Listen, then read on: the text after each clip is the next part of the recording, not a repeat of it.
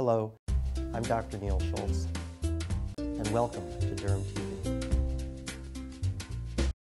In so many DermTV episodes, we've mentioned the importance of putting sunscreen on before other products, but today I'm going to explain to you exactly why.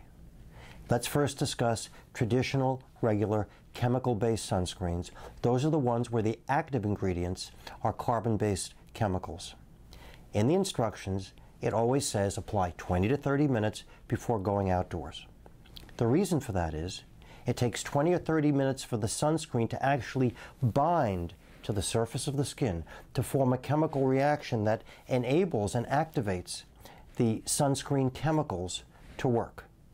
If before you put your sunscreen on, you put any other product on, you're going to interfere with the ability of those chemicals in the sunscreen to actually bind and do what they need to do to become activated.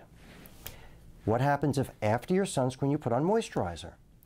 Certainly I've told you many times that every 2 or 3 hours or after you swim or sweat you need to reapply your sunscreen.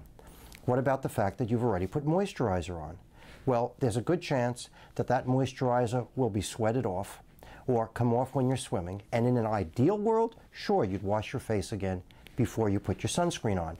But it's not an ideal world, and in reality, reapplying your sunscreen several hours later will probably not be impeded by any moisturizer that's left, because there probably won't be much left.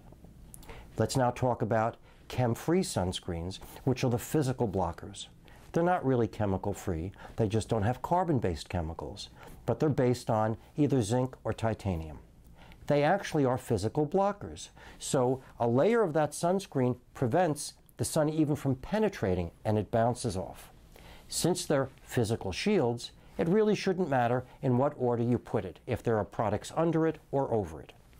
But the reality is, for it to work as promised and deliver the sun protection that is tested and labeled on the bottle, you really need to put it on the skin first again.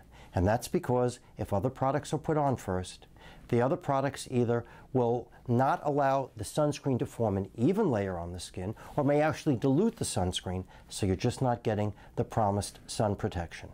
So again, whether you're using traditional chemical sunscreens or chem-free sunscreens, make sure you apply your sunscreen first if you want to get the best sun protection. Please join me again at DermTV.com. If you have a question, please send it to me by visiting DermTV.com/question. I'm Dr. Neal Schultz, and thank you for watching today.